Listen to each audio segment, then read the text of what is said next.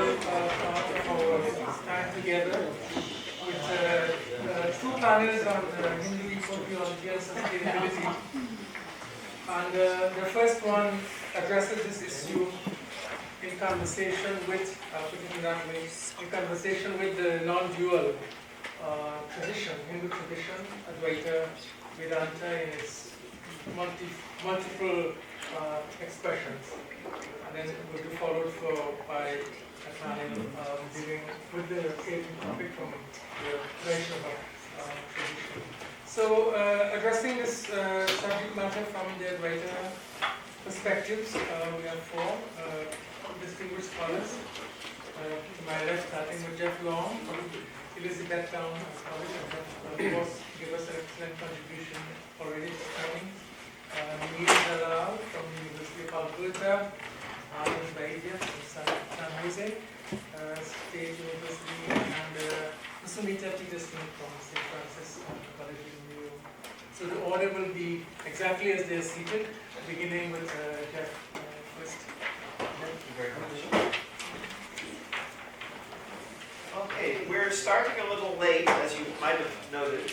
And so Anand and I were just talking that we were both able to reduce our paper slightly in length, so we're going to try to do that. So I won't quite take up my whole 15 minutes in my presentation. So again, our panelists are on Ādvaita Vedanta, non-dual Vedanta, and its approach to ecology, possible contributions to ecology. And in terms of Ādvaita Vedanta itself is a complex tradition. There are many branches, many sampradayas, many traditions of Ādvaita Vedanta. And the particular one from which I'm speaking is that of Swami Vivekananda, who established the Ramakrishna order and the Vedanta societies in the US. So this is the iteration of Ādvaita Vedanta with which I'm working in my paper. And what I have tried to do, the problem that I have before me, is the fact that on the one hand, Ādvaita Vedanta, as interpreted by Swami Vivekananda, is in many ways full of potential to serve as a philosophy that can ground deep ecology, that can ground an approach to ecology that is holistic and thoroughgoing in the way that we need in order to move forward. On the other hand, there is also a very strong transcendentalist, you could say, dimension to Ādvaita Vedanta, as understood by Swami Vivekananda, which has been sometimes characterized by critical scholars as world-denying or otherworldly. And Swami Vivekananda himself, and I'm going to cite the passage in here, says some very challenging things sometimes that don't sound very ecological. And so how do we reconcile that, or is there a way to reconcile that? And I'm going to propose a way of understanding what Swami Vivekananda is saying when he says these challenging things. So, to start with, of course, one of the main characteristics of Ādvaita Vedanta as interpreted by Swami Vivekananda is the idea of the unity of all being. And this is a theme that comes up again and again and again in Swami Vivekananda's teaching. The unity of being, that we are all part of an organically interconnected and interdependent chain of existence, in which each part can be seen to contain the whole, and in which what affects one entity affects all. In the words of Swami Vivekananda, unity in variety is the plan of nature. Ecological wisdom can be seen in the Vedic tradition, of course, going back to the beginning. You have the many deities that are all embodiments of natural phenomena. The sun, the moon, the thunderbolt, the wind, fire, all of these are divine, and divinity is seen within all of them. According to Vedanta, the sacred power of nature, personified by the Vedic deities, and manifested in all phenomena, is an infinite consciousness that is both the basis and original essence of all that is. Vedanta calls this original essence Brahman, that which is expansive. And it is also Brahman that is the supreme creative power that brings the cosmos into manifestation. Brahman is also seen as the material cause of the natural world, manifesting the universe out of itself. And there's an old debate in Vedanta between two perspectives. There's the Drishti Shrishti and the Shrishti Drishti. You can keep up with this. But there is the perspective that the world really does manifest out of Brahman. This is how some of us read some of the older Vedantic texts, like the Upanishads and the Brahma Sutras. But there's also the very strong view put forth in Ādvaita Vedanta that consciousness, Brahman itself, is primary, and the world appears to emerge, but does not really emerge, so that there is no, in fact, real contact between Brahman, as it truly is in itself, and this universe of manifestation. And this is a topic on which Swami Vivekananda seems to move around a bit. There are passages in his complete works where he seems to express one such view, and then other passages where he's going in a different direction. This idea of unity, though, is consistent throughout. As Pravajika Vajrakrama explains, the unity of existence is one of the great themes of Vedanta and an essential pillar of its philosophy. Unity is the song of life. It is the grand theme underlying the rich variations that exist throughout the cosmos. Whatever we see, whatever we experience, is only a manifestation of this eternal oneness. The divinity at the core of our being is the same divinity that illumines the sun, the moon, and the stars. There is no place where we, infinite in nature, do not exist. The purpose of our existence is to realize this divine nature that is within us and within all beings. And this is, of course, not only a cognition, but a realization of the full sense of making real, turning that insight into our reality, such that we feel it as the basis of our existence. So, on the one hand, we are one with all. Everything is part of us. The soul within us, the light within us illumines the sun, the moon, and the stars. This sounds very ecological. And yet, at the same time, it's a very strong theme of Swami Vivekananda's teaching that this material universe is not our final destination and is not, in fact, the full manifestation of ultimate truth. And here's where Swami Vivekananda says something very challenging for those of us who want to see him through an ecological lens. He says, "This world is not our habitation. It is only one of the many stages through which we are passing. Remember that great saying of the Samkhya, the whole of nature is for the soul, not the soul for nature. The very reason of nature's existence is for the education of the soul. It has no other meaning. It is there because the soul must have knowledge, and through knowledge free itself. If we remember this always, we shall never be attached to nature. We shall know that nature is a book in which we are to read, and that when we have gained the required knowledge, the book is of no more value to us. Instead of that, however, we are identifying ourselves with nature. We are thinking that the soul is for nature, that the spirit is for the flesh, and as the common saying has it, we think that man lives to eat, not eats to live. We're continually making this mistake. We're regarding nature as ourselves and are becoming attached to it. And as soon as this attachment comes, there is the deep impression on the soul which binds us down and makes us work not for freedom, but like slaves." So, Swami Vivekananda doesn't sound that excited about nature in that particular lesson, right? It is not this kind of identification of oneness. So what's happening here? How are we to understand Swami Vivekananda?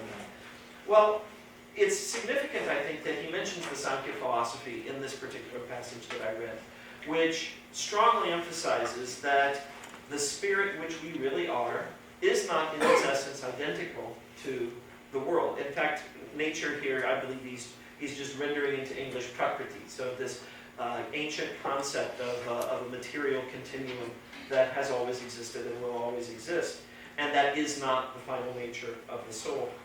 I think it's important to point out that, in fact, it was Swami Vivekananda who first coined the term involution, the complement of evolution, right? The idea that as spiritual beings, we discover our spiritual reality through that which is not us, through this material world. We become involved in the material world, and through the experience of subject-object duality, through the experience of nature, Brahman manifests to itself through us and in us as our experience.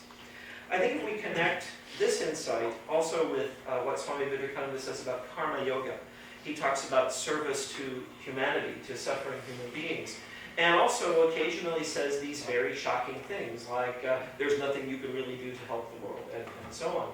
And then as you go further into his philosophy, what you realize is that the suffering beings of the world are not there for you to help them, they're there for you to serve them. Right? You are to see the divinity within them, and in serving it, and in total self-abnegation, to then reach transcendence.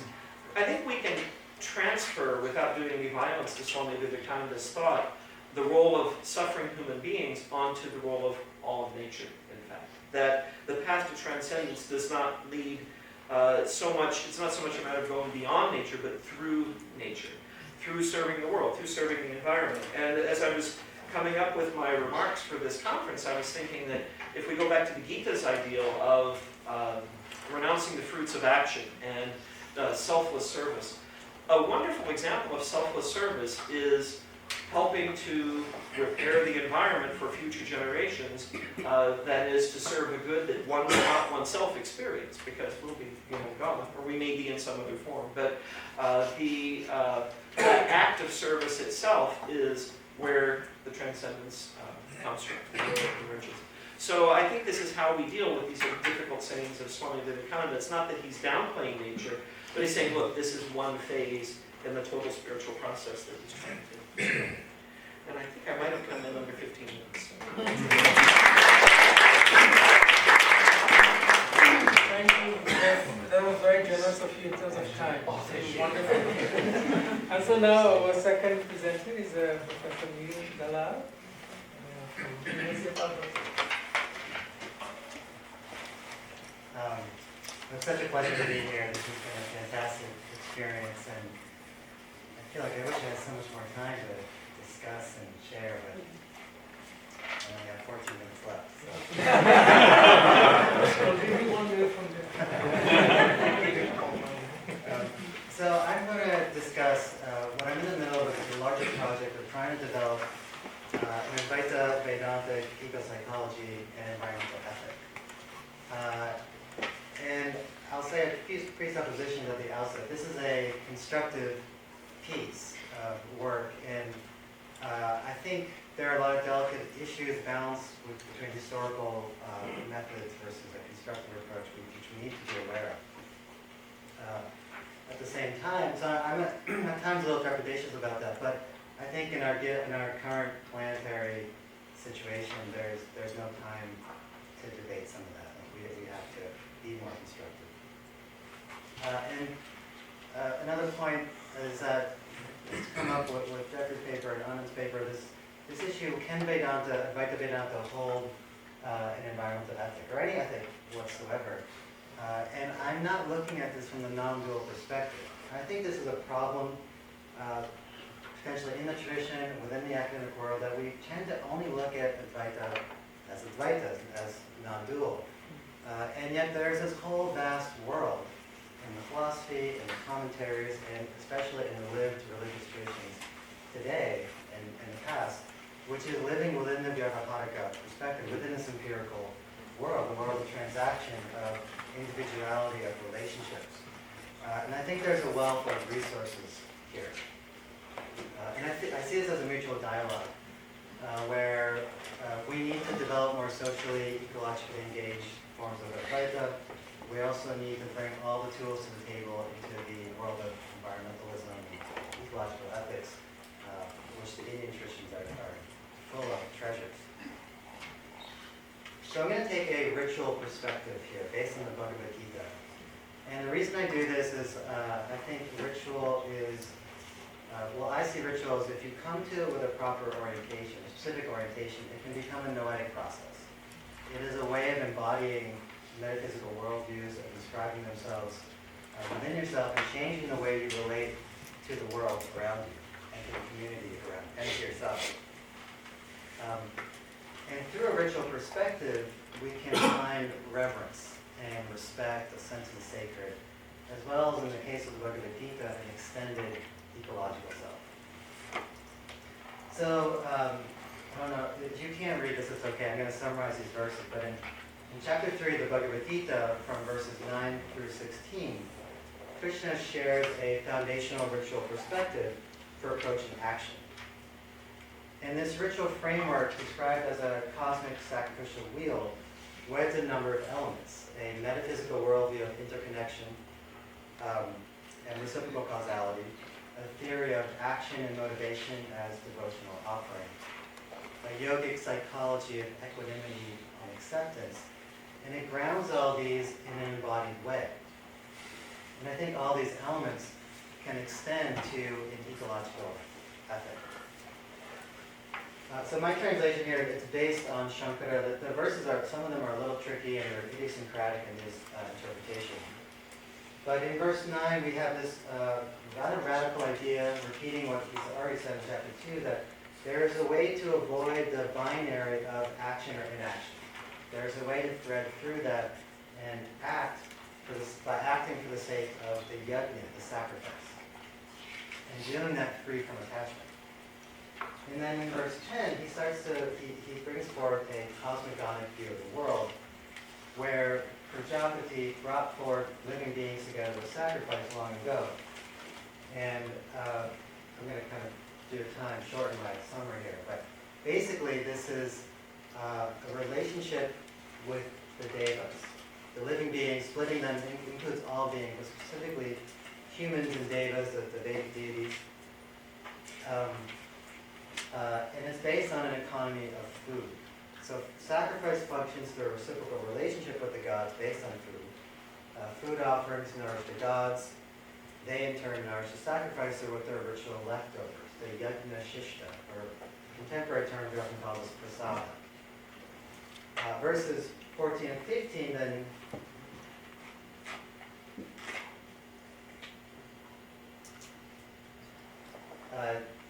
detail this through this cosmic wheel. And it traces it in reverse, but if we go into the regular chronology, this starts with an offering. Right? You put an oblation into the fire, the offertorial fire, the ahamaniya. You put your ritual intention into that fire. The fire is the mouth of the gods. It travels up, eventually comes down as, it travels up as a purva, as in Shankar's interpretation here. The unseen merit that needs to fructify eventually. And then eventually comes down as rain, turns into the plants, into food, is consumed by us, and then our sustenance continues through that process. And then in the last verse, that was 14. In 15, there's a deeper causal layer to this wheel, which is the Vedas themselves, which have a reciprocal or recursive relationship with the yajna, and underlying that is Ishvara as Vishnu.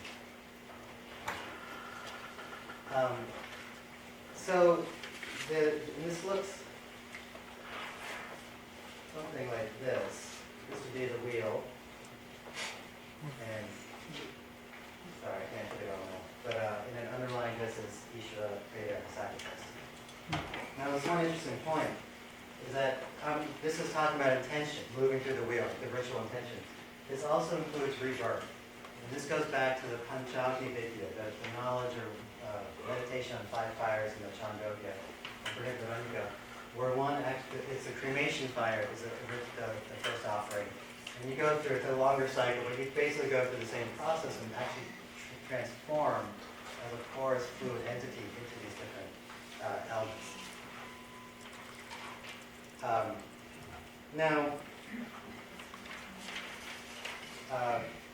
This sacrificial wheel invites a constructive ecological lens beyond ritual activity and rebirth. It can symbolize the underlying ecological order of the world.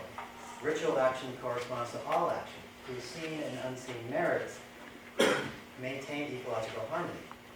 Then living beings flourish with the proper conditions, like adequate rain, or water and food. Now, as Jeffrey mentioned, understanding that the devas here extends us to an ecological worldview because, of course, the devas are not unseen anthropomorphic entities in heavenly worlds, but are associated with or identified with natural forces and entities. So these devas are what are in our immediate phenomenal experience.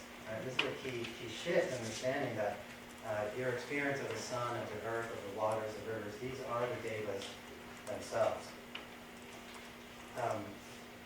So this not only draws a broader environment into the cycle, but sacralizes it with intrinsic value so that it must be allowed to flourish as well. Now, placing myself within this cycle shifts my self-identity and has to change my perception, reception, and relationship to the world. I must see myself as part of a reciprocal and recursive cycle, an interconnected, participatory, and dependent entity. And my actions, and including my intention here, are critical for the proper functioning of the wheel.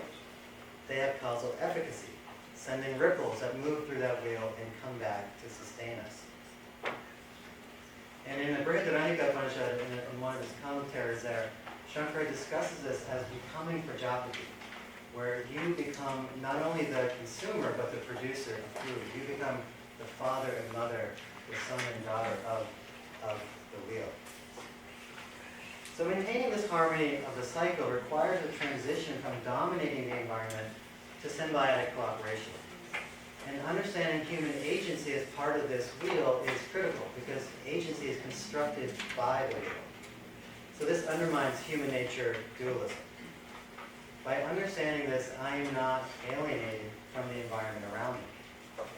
The ritual cycle can reduce my egocentricity and transform my shallow, bounded identity into a deeper ecological identity, an ecocentric identity. From a higher Advaita perspective, it helps me develop an expanded self, which includes the natural world. My identity becomes the whole yajna, a transpersonal ecological identity. Just a quick note here that this can often remain as kind of a hollow conceptualizing, even for those who have great shraddha, great trust in the Gita as a sacred text. But I think there's a wealth of resources to move beyond this conceptual identity, and I'm especially interested in the class of contemplative practices known as vipassana, envisioning exercises where you take on a new identity. And this is a larger discussion I can't go into right now. But one important aspect there is that the deities, these devas, are not just external but are internal as well. And the way this works is if you take Surya, the sun, Surya is not just the physical solar orb, but the whole cosmic universal power of light and that which reveals.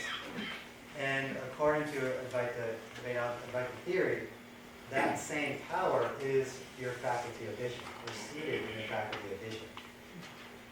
So this is not just the vipassana generally work on correspondences and homologies, equivalencies, but this is actually a kind of numerical identity with the devas. And so your Surya is, your vision is a micro expression, like a wave in a broader field of the broader power of Surya. And this goes on for all of our senses of perception, our kinesthetics, our organs of action, our physiological functions, the aspects of our mind, all have these identities, correlations. So when you start to enter into vipassana, you can see that these practices can really shift that identity. Where I'm going to move to is, well, how do we develop an ecological karma yoga out of this worldview? Now, the key to understand this is the relationships of individuals and other beings through food. Really what I'm kind of getting at is an environmental food ecological theology, or something like that. Ordinarily, eating to nourish oneself entails the destruction of other life forms, right? Especially when we think about the ecological footprint our food has. And as Shankara notes in the Brihadaranyaka, the food we eat is the common food of all beings. Therefore, it's impossible to eat without causing pain to other beings. So he's getting at this parasitic nature of our lives. And because of that, we have a debt to all beings. And this gets at the five great debts in Brahmanta theory. One of them is to all the minor beings, insects onwards. And I would extend this to trees and plants and everything. And also a debt to the devas, right? So those are the natural entities. So we actually have a debt to the environment. But consuming food within the yajna cycle is a unique instance where one does not accrue demerit and fulfills these debts because the primary intention is sustaining the cosmic order. Now the ritual idea here is to perform action as a niyama karma, an obligatory karma. So not as a expiatory one or the self-interested one. So the sacrificer should have selfless intention of nourishing other beings and maintaining harmony, even though aware of the reciprocal exchange. So self-sustenance is a secondary intention, and the key here it's secondary not only in the offering of your action, but in the consumption of the sustenance that comes through the back end of the cycle. So on both ends, the point is to maintain the harmony of the cycle. And so in practice, this is characterized by eating the leftovers, literally eating the leftovers of the ritual to embody the ritual and continue the cycle. But those people who are thieves, I kind of skipped over this part, but I'm translating this. The people who don't offer food, who take food out of the cycle, they are thieves because they are causing that suffering. They consume agam, demerits, or misery, and they become vulnerable. They're alienated from that wheel, from the environment. And I read this as a way of thinking about the baseline ecological anxiety that we all, I think, suffer consciously or unconsciously. Most importantly, if they pull enough food out of the wheel, pulling food out of the wheel, when it harms other beings, it can eventually push the whole cycle into disorder. So this ritual wheel's concern over sustenance underscores our ethical interdependence with the environment and echoes contemporary concerns around responsible sustainability. Removing food from the wheel is akin to extracting resources from the environment and forcing it to exceed its carrying capacity. If squeezed hard enough, it will eventually collapse. So cooking for ourselves, out of our self-interest, is really cooking ourselves. Cooking our species and all species into extinction. Right? This is what this is getting at for me. It eventually burns the whole wheel down. The Gita's ritual theory provides general principles for how to act with an ecological sensibility. Life itself may become a yajna for the sake of the world. This includes a practice of minimal consumption that does not view the world as instrumental to our needs. All actions are offerings, and one only offers what sustains the devas. Ecologically positive action becomes sacred offering, a form of worship in the spirit of generosity and reverence. Now, the first half of this is the offering, the second half is learning the acceptance. And from the Gita's perspective, one cannot learn to accept results gracefully if action is not an offering. It's the key, interesting point here. It does not claim that proper offering entails preferable results. The wheel can be cruel and difficult.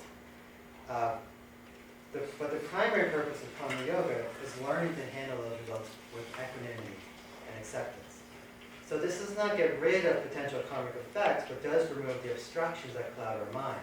And this is important not just for minimizing karma, which karma is inexhaustible ultimately anyways, but as instrumental to pursuing liberating knowledge. The real way that karma does not touch me is by handling the emotional effects.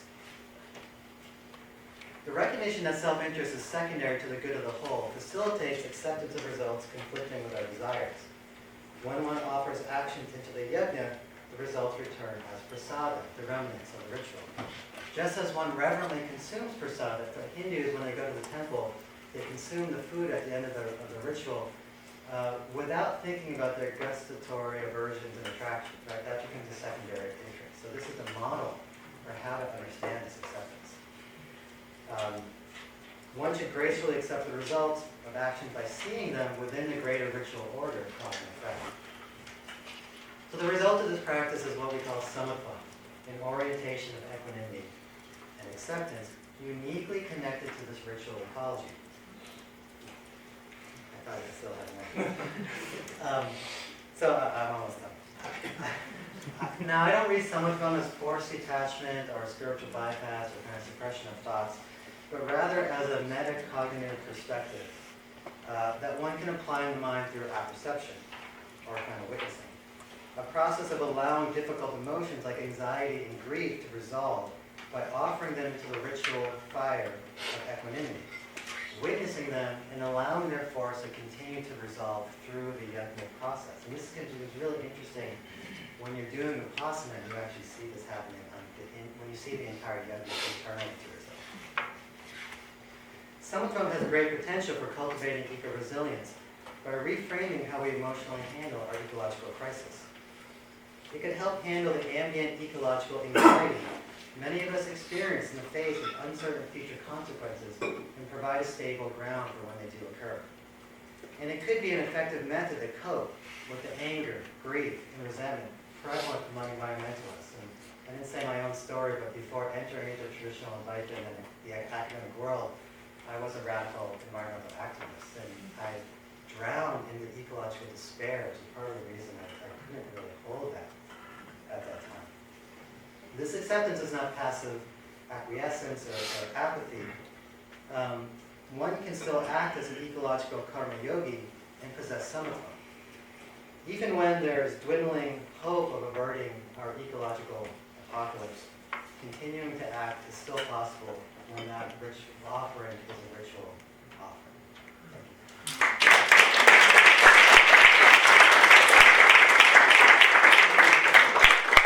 Thank you, Neil. And now we will hear from Anand, Professor Anand Vaidya. And I think we have a copy of his paper as well. Okay. Thank you very much, Dr. Villamorian and Professor Sherman for inviting me to speak. So because of the time constraints, I sort of made a handout that you can ask me more detailed questions about the parts of my paper. But what I'll do is I'll just try and talk through the big moving parts, and then if you have detailed questions, we can go over that. So I'm basically interested in two questions.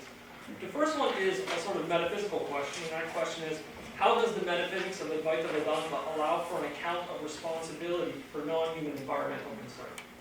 And then there's an ethical question that I'm interested in, and that ethical question is, what kind of account of ethical responsibility does Ādvaita Vedanta appear to allow for when it comes to questions of practical responsibility with respect to non-human environmental concerns? So those are the two questions I'm really interested in. And many of the people on this panel and actually earlier have addressed some of the issues in the metaphysics, but I still want to go back and sort of echo the points that were made in the way that I see it.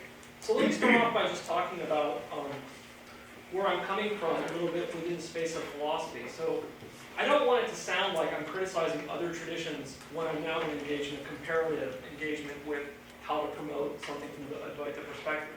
But I'm doing it comparatively because in the world of philosophy, in which I travel a lot, there's a lot of purchase with Buddhism right now. So Buddhism is very big in philosophy, and it's making a lot of inroads, especially at the conjunction of Buddhism and phenomenology.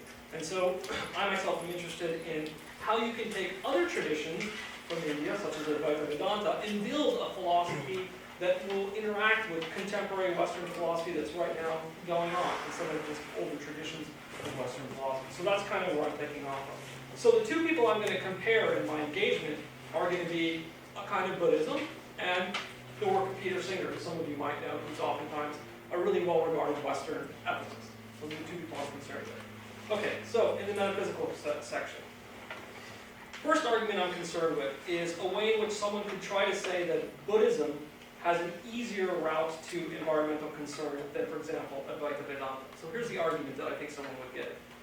Buddhism has a relational metaphysics based on the notion of dependent arising / origination. The notion of dependent arising / origination forces one to the position that we are all responsible for environmental matters because we are all dependent on each other. Failing to care for the environment is failing to care for oneself. Failing to care for one's neighbor is failing to care for oneself. Advaita Vedanta has a non-relational monistic metaphysics based on the notion of Brahman as fundamental reality.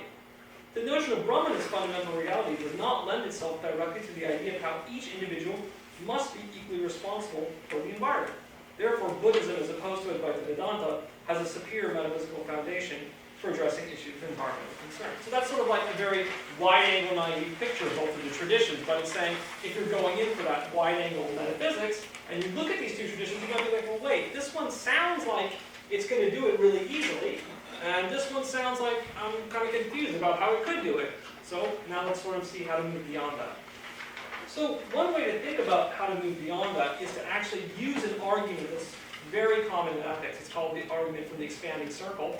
And Peter Singer popularized this argument, and it's a very powerful argument that a lot of people get attracted to.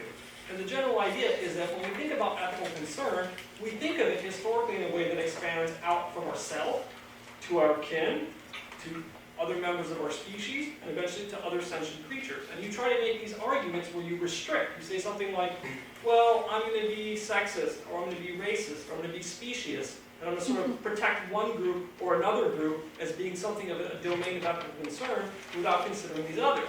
And then you look at the expanding circle and you see very carefully that what's going on is that you can't do that because the property upon which all moral concern is based is sentience.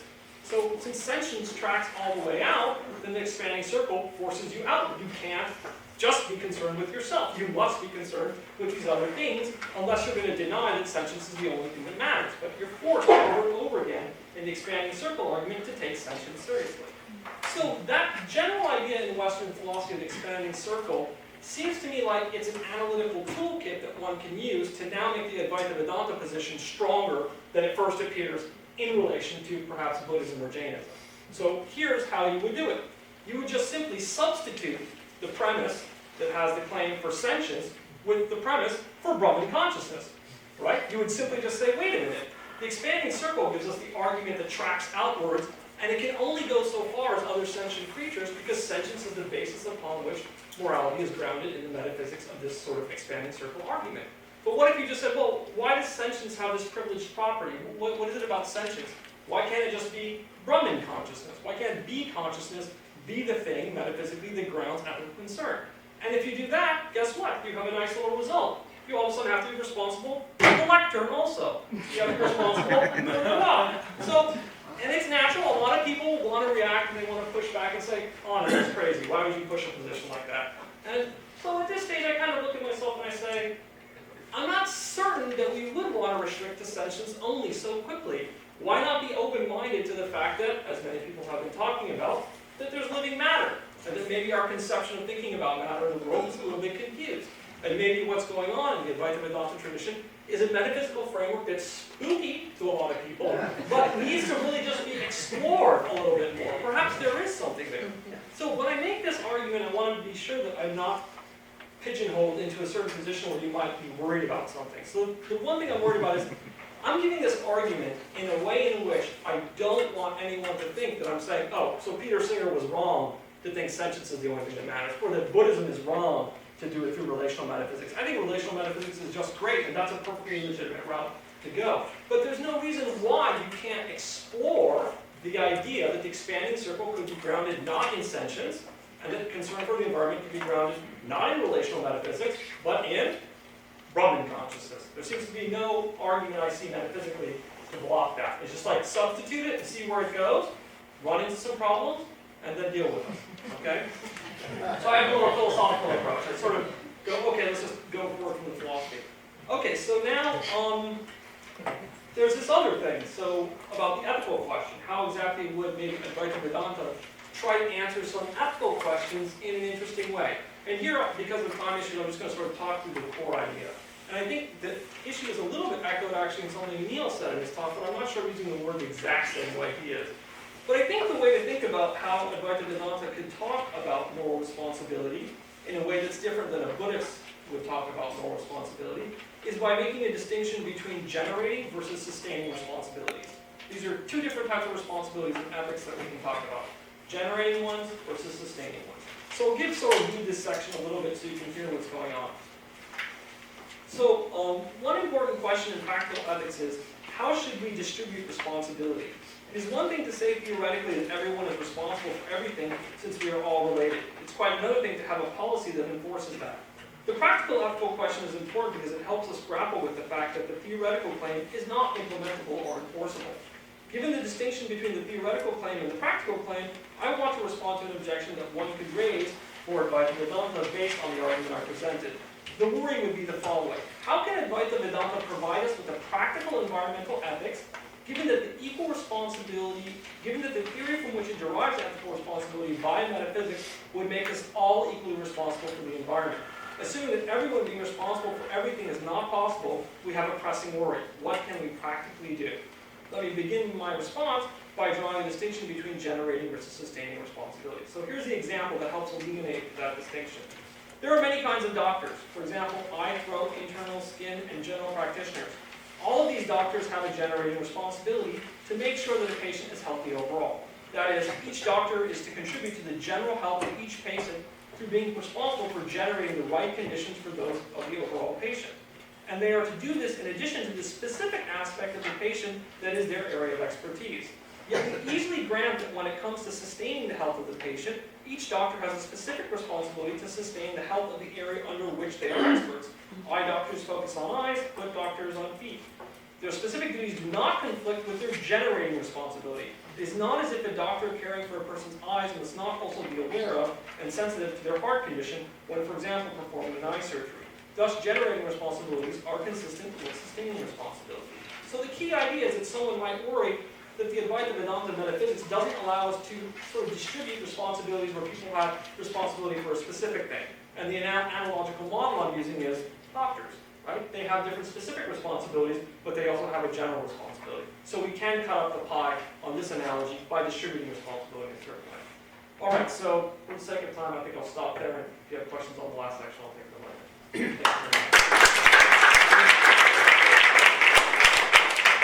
you very much. So now we hear from Mr. Nikhil from San Francisco.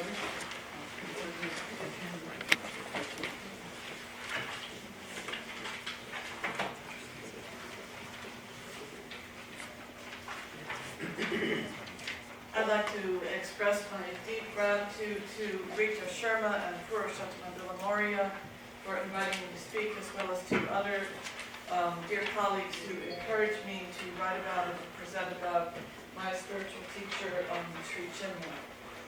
Chinmoy Kumar Ghosh was born in 1931 in Chittagong, East Bengal, the youngest of 7 children in a prosperous and well-educated Hindu family, and he grew up in the beautiful rural village of Shakpura.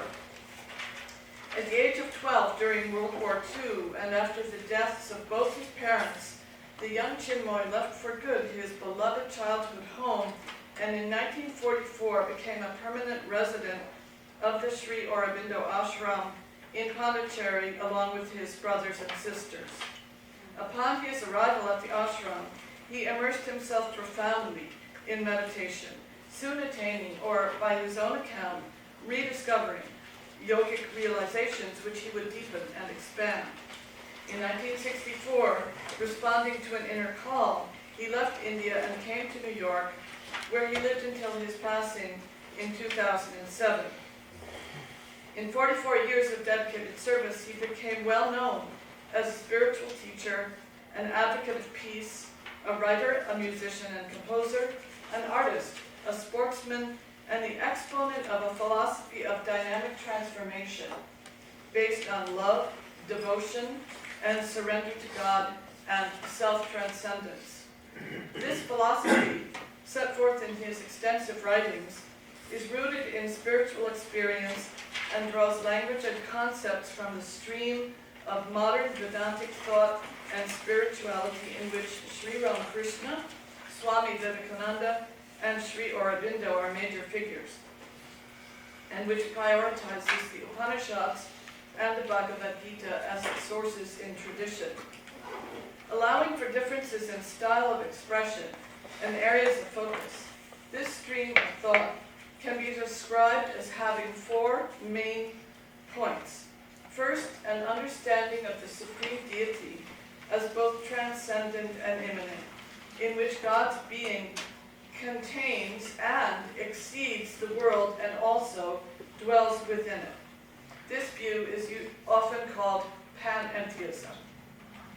The second point is an acceptance of evolution that embraces the theory of Darwin and his successors, but augments it, seeing evolution not only as a physical and biological process, but also as an inner spiritual one, a cosmic progress expedited by human aspiration and yoga. Third is pluralism of the yogas, already mentioned today, in which diverse systems of spiritual discipline are considered to be paths leading by different ways to the same goal of realization. The fourth point is acceptance of the world with love and concern, affirming the duty of service to humanity and indeed to all living beings as forms of the divine. All 4 of these points are relevant to our subject of the philosophy of nature and environmental ethics. A basic question in environmental ethics is whether nature has intrinsic value, as opposed to merely instrumental value as a means of benefit to humans. And I have to bracket entirely the whole question of anthropocentrism and biocentrism. A common perception in the West has been that Indic religions, not only Hinduism, advocate as the goal of human life an exit from the cycle of birth and death or samsara. The world or nature is viewed as an abode of suffering to be escaped from. As well, Indic religions are said to teach that the world is an illusion, and liberation from rebirth can be attained when this illusion and suffering are dispelled by true and saving knowledge. On both counts, the world or nature is devalued. Why should something that is ultimately to be rejected be cared for and respected? Thus, core themes of Indic religions would seem to be at odds with positive environmental values. These questions call for an examination of the relation of God to the manifested world or nature. Sri Chinmoy speaks of the creation of the world or universe as a becoming. Brahman, or God the Creator, becomes God the creation. The whole universe, he says, came into existence from Brahman, the seed. Echoing the utterance of the Chandogya and Taittiriya Upanishads, he often states that God was one, but wished to be many. In God's self-expansion, God the One multiplies himself into God the Many, wishing to taste or experience God's self in infinite ways and forms in the divine play or lila. Sri Chinmoy affirms that self-transcendence is intrinsic to the supreme reality, which is constantly going beyond itself. Brahman, the infinite consciousness, is always in the process of transcending the limitless expanse of the beyond. Brahman's infinity, eternity, and immortality are ever evolving. Because the world is an extension of God's own being, the creation too is always going beyond its limits in the process of evolution. What is the meaning and value of nature for Sri Chinmoy? He states that nature is the universal aspect of God, the manifested cosmos or the universe, and he says that in his transcendent aspect, God is the Lord of nature. In his universal aspect, God is nature itself. Although the transcendent has priority as the universal derives from it, there is no gap between God and nature, but rather an ontological continuity. They are aspects of one single reality. Beauty is a constant theme in Sri Chinmoy's works, and he gives great importance to the beauty of nature as God the visible. Nature is the revealed beauty of God. Also, God as the soul, or Atman, resides within all beings. Its divine qualities manifested externally to a lesser or greater degree. The universe is within God and does not exhaust God's reality, so that Sri Chinmoy's vision is, as mentioned, panentheistic. Nature is indeed divine, as it is God's universal existence, or God the creation, and as such, nature unquestionably has sovereign inherent value. We turn now to what may be called a family resemblance between Sri Chinmoy's vision and the Advaita and Vishishta-Advaita philosophies of Shankara and Ramanuja.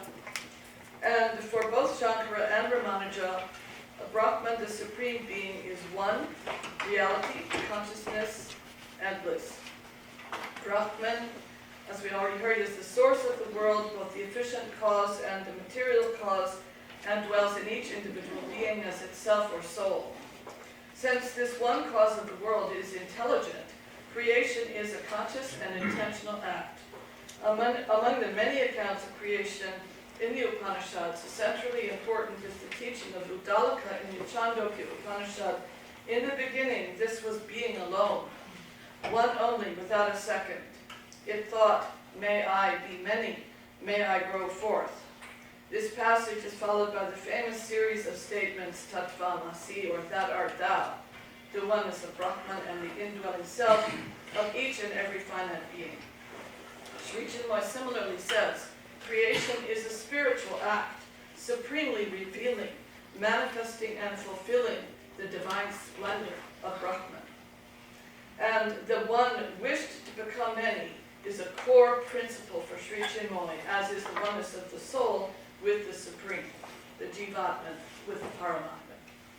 For Shankara, the non-duality of Brahman must not be compromised, but because of fullness of its powers, Brahman can transform itself into all forms without any diminishing of being, division into parts, or change into anything else.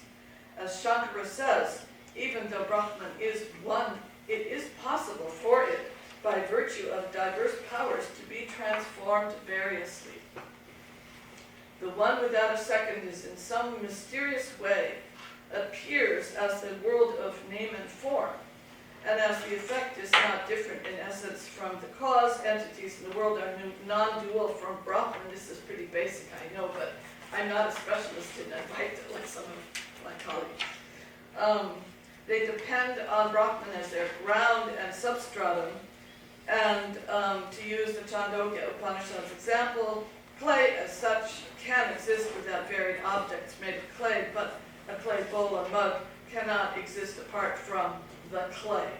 Shankara, however, also says that a modification is unreal, as it may change, and that only the changeless can truly be called real. And I skip over quotations. Advaitins writing after Shankara explain the problem of the one becoming the many by the doctrine of Maya, often translated as illusion. Anantanand Ramachan challenges scholars who say that knowledge of the one Brahman discloses that the world, being unreal, has no value, no existence. Such an interpretation of Shankara as world negating can lead directly to devaluations of nature. Ramachan notes that Shankara does not describe the world as an illusion, and that, I quote, "The world in itself is neither illusory nor deceptive. The world simply is. Ignorance is a human characteristic, because of which one fails to apprehend the non-difference of the world from Brahman. Ignorance is overcome when we understand the world to be an indefinable expression of Brahman." Sri Chinmoy's account is similar in substance to Shankara's as interpreted by Ramachan. He uses the word illusion in a negative sense, as a flaw of human subjectivity, often pairing it in his poetry with delusion. He avoids language of illusion or unreality in referring directly to the manifested world, and throughout his writings refers to God the Creator and God the creation, thus emphasizing that they are not two. He also explicitly states that the world is not an illusion. As my body is real, even so is God's body, the world. Answering a question of Professor K.R. Sundararajan on how to explain Maya to his students, Chinmoy pointedly rejected the notion that the world is unreal because it is impermanent. He says, a flower that lasts for a day is not unreal. A human being who lives for 80 years is not unreal. They are temporary, therefore you might describe them as illusory. They are real, but limited and impermanent. If it is God's will to create something impermanent, or to create something that will only last for a short time, that is his choice. It is God's choice. The vision of the world as God's body, affirmed by Sri Chinmoy, is central to the philosophy of Ramanuja. And according to Julius Lipner, it is this concept that pulls together the thought of Ramanuja into a system. In using this idea, Ramanuja denies that the world is merely appearance. Lipner says that Ramanuja speaks of the world itself as the effective Brahman, the result of Brahman in his causal state. In this way, the ontological continuum between Brahman and the world is preserved. Now, I skip over a section on Leela because which is of great interest because the Brahma Sutras mention Leela. The Brahman does not lack anything; it can't create to seek something outside itself, and it creates as Leela a sport or play. And the sport or play, the purpose of the sport or play is the joy of the play itself. Now, this gives an alternate vocabulary for speaking about the world from the vocabulary of illusion. And maybe in the next panel we'll hear more about Leela because it's prominent in Vaishnava tradition. And I'm concluding with ethics. Let me see. The destruction of the environment results from ignorance of the oneness of existence, and which results in greed and insatiable desire for power and domination over others.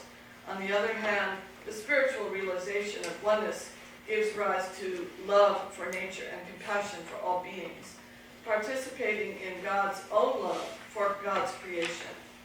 God is a self-giving infinity whose love for the world, which is God's own being, become other, is limitless.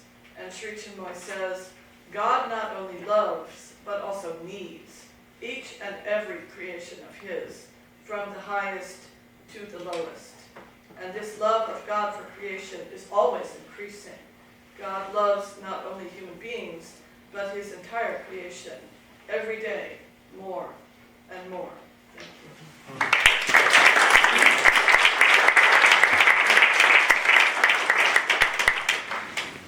So thank you very much, and thank you also for the great discipline this time. I had a great number reserve, I didn't have to call him. So we start to push. This is for Anand, but perhaps applies to the rest of the panel too. I worked with Peter Singer for some time, as you know, and his idea of explaining circle is really more about, not so much about symptoms, it's about interest of individuals. So there are people in Eritrea, for example, who are dying from famine and so forth. Why I should care for them? It's not necessarily because they're sapient anymore that the jackal is down the road, but because they have interests that are being impeded by this. And of course, I may need to feed the animals as well. But as far as a preference, you should be vegetarian also. You might say, well, I might put the interest of my children to have education ahead. But, I might roll that back a bit so that I can accommodate the interests of those people. So when I did put to him the idea of Brahman and so forth, he said, well, that's all very pantheistic, Spinoza had, then he kind of dismissed that. Because I think, that's not so much, I said, but it's consciousness, sentience, he wasn't interested in that. It's not necessarily that. He does use that in his animal, and he's, killing babies and so forth, or the interest of, but it's interest that's what really guides him. And I wonder, what would you say to him if you say, but you have actually distributed interest among the individuals, in as much as you have distributed consciousness. And that's a moral notion. Is there a moral individual in this system? All of them might want to. I don't see why you would take his view so seriously in the first place. I mean, it's Well, like whose view? Singer's view. I'm not saying that. As a criticism, to me, it seems like it's based on like begging the question, basically. I mean, it seems to me like it's very clear to just respond by saying, look, you picked sentience, I'm going to pick B consciousness. He didn't pick the sentience, he picks interest. That's exactly the point that he makes. But even if he picks interest, what grounds the interest? It's a backtracking argument for Shottama. I mean, the fact is, the interests have to have a metaphysical grounding, right? The interest itself is not a metaphysical ground. No, unless you think ontologically in the world, there's fundamentally interest. Agency could have Agency could be a totally naturalized what is being. the metaphysical ground of agency? Natural beings. What's the metaphysical ground of the natural beings having agency or being Atoms natural? and molecules and neurons. Okay, so that's too low for him, right? He's not going to give that answer because that'll lead to the B consciousness answer. He's got to go higher up. He's got to pick sentience. He picks agency or interest because he thinks sentience grounds having an interest. That's the answer. Why do animals, we have concern for them, why do they have interest? Well, it's not because of what they are, it's because they're sentient, and that grounds the interest. Only that they feel pain the only I way. think But that's we have to- sentience. No, it's an interesting discussion, but you need to be clear. Ravi, please. So this is a question for Jeff and Anand both, I guess. Jeff, you at some point in your paper you had made a quick transition from human beings to the rest of the world. You said something. I think the logic that he uses for human beings could be applied to the rest of the world. And I wanted more explanation there because there's a lot of potential for slippage there. As we know, with many religious traditions, it doesn't easily transfer, and there are arguments against it. And Anand, I think that connects with the section of the paper that you weren't able to cover, namely human exceptionalism. So, Well, I think it does work for Vivekananda because it's Advaita Vedanta, because the same Brahman that grounds human consciousness and human existence also grounds animal existence and even non-sentient existence. Now, this super quick anecdote, but when I heard Anand's paper, I couldn't help but remember the famous story of Ramakrishna and the young Vivekananda before he was Vivekananda, expressing great skepticism about this whole notion. He says, "What are you saying? God is everything. God is a rock. God is this table." And Ramakrishna says, "Yes." And he reaches over and touches Vivekananda, who suddenly goes into this several day long sort of experience where he's seeing God everywhere. So, anyway. Okay, just real quick, from Jeff's morning talk and from what Anand said earlier, I think you're off the mark on Pratitya Samutpada, Okay. because it's really not, I mean, Thich Nhat Hanh calls it interbeing, which is a nice post-Western inscription, post-Zen moment, but Pratitya Samutpada is an accounting for how karma works, and it really is more non-self-referential or self-referential, historically. I'm going to come to the back. Yeah. I have a question for Kusumita. And you mentioned, that Sri Chinmoy was grounded in Sri Aurobindo's ashram. He grew up from there. He lived there for 20 years. Right, and he was also grounded in his philosophy to some extent. Well, he lived in the ashram Right, for sure. 20 years, yes, Yeah. absolutely. So, as you pointed out, there are ways by which you can compare it to Advaita as well as to Vishishtadvaita. And you also brought in the notion of Leela, but you also talked about evolution, right? You touched on evolution. I said that in this stream Right, of thought, yeah, not limited to Sri Aurobindo, right. there is acceptance of evolution as one of the four shared points. Right. So I wanted to ask you a couple of questions. One is what exactly, because you didn't touch on the evolution part, what exactly does evolution mean for Sri Chinmoy? And the other is, one of the issues that we've been talking about throughout this, today particularly, is this notion of constructive theology and, kind of the tweaking of the Hindu tradition to say things that it had never said before, so to speak. You want to give a quick response? Evolution, and I mean, passages here which I couldn't read out. Sure. The consciousness is, but it will sound very familiar to you. Consciousness is involved in matter, and in the process of evolution, it comes forth or is unfolded. In other words, it evolves. And I was very happy to learn that Vivekananda coined the term involution. So, but this is an ongoing process of what Sri Chinmoy calls God manifestation. So that the divine qualities of beauty, light, peace, joy, bliss, so this would be the way that he would understand the Leela. The Leela is not purposelessness. It's for the increase of Ananda and other, beautiful divine qualities. So, that's of course very, very, very similar as what Sri Aurobindo would say. Thank you. The other point about it, just Well, about change, does it occur in the tradition or is it something, Does what occur? I mean, the idea of evolution, do you think, would you still call him a Hindu teacher? Or would you say he modifies Hinduism? Or how would you look upon that? I can't answer that question briefly. I'm trying to, yeah. Dinner conversation. Now and then we'll have the last one maybe from For anyone can ask, also the idea of talking about food and the significance of eating, or what we do for that. And it's been touched upon, but I think we haven't, in some degree, moved away from human exceptionalism and the human being. And I just would like to point out that our bodies are 90% bacterial, 10% Homo sapien DNA. This is an ecosystem. If we take food away, if we take oxygen away, if we take anything of the basic needs, it goes back to the beginning of the universe, before the beginning of the universe. We're talking about consciousness, before consciousness, which we're impelled to go toward from the teachers. So whatever it is that is expressing itself through this ecosystem is the same thing that's expressing itself through the universe.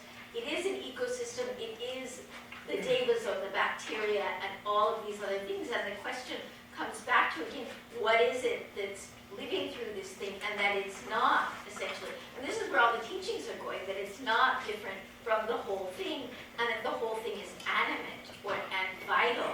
And therefore, regarding it, even if we're supposed to go beyond this world, you know, that thing which is experiencing this particular ecosystem of experience, if you move to a different house, you don't destroy the house, especially if people are living in it. If something else, if you graduate from primary school, there may be, you know, 50,000 other children who need to go through that primary school. It may be a wonderful primary school with great teachers, you know, built over ages.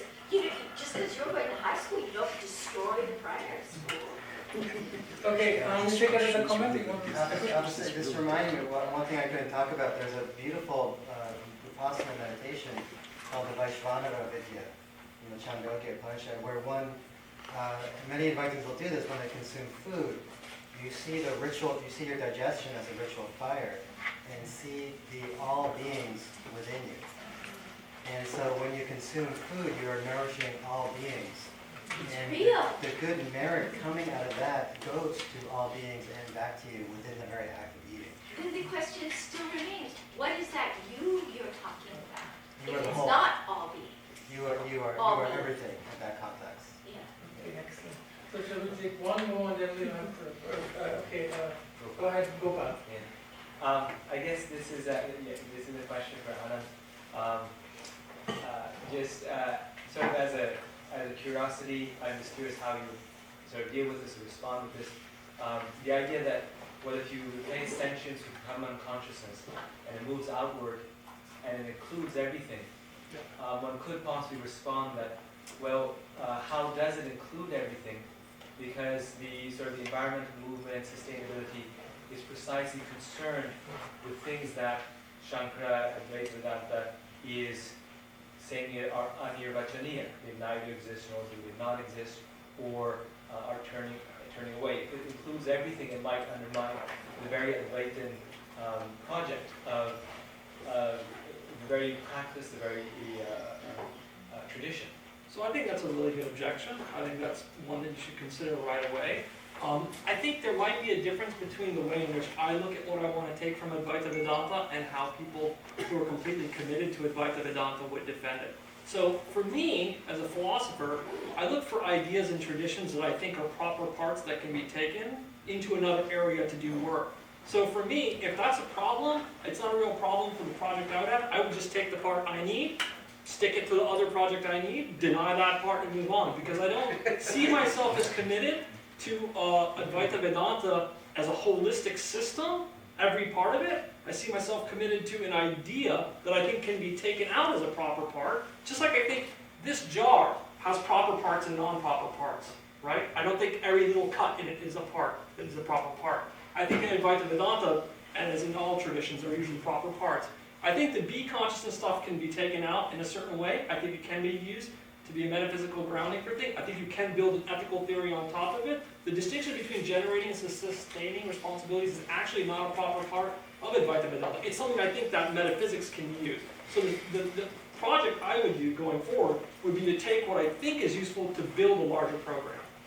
And just to add to that, I think, Gopal, even if we, for the sake of argument, concede the status of the world as anirvachaniya in Advaita, or as Jeff made a distinction between the Vyavaharika and the Paramarthika, then if the conclusion that you're pointing to, that if the status is undeterminate without value, that's a connection that is not a natural connection.